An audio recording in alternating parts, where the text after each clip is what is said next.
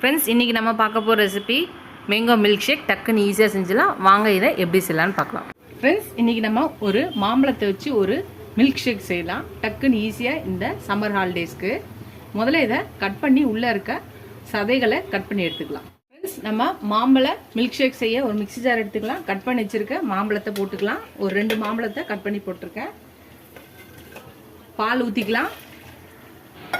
இனிப்புக்கு சக்கரை கொஞ்சம் ஐஸ் கியூப்ஸும் போட்டுக்கலாம். இப்போ நல்லா மிக்சியில் அடித்து எடுத்துகிட்டு வந்துடலாம்.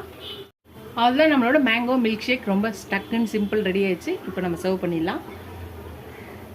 கிளாஸ்லலாம் ஊற்றிட்டு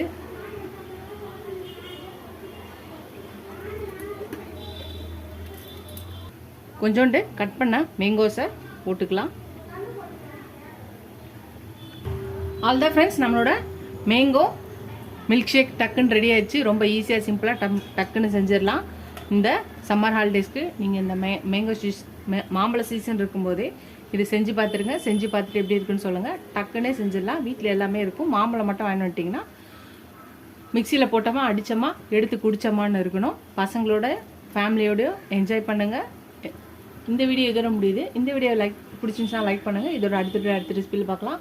டாடா பை பை ஃப்ரெண்ட்ஸ்.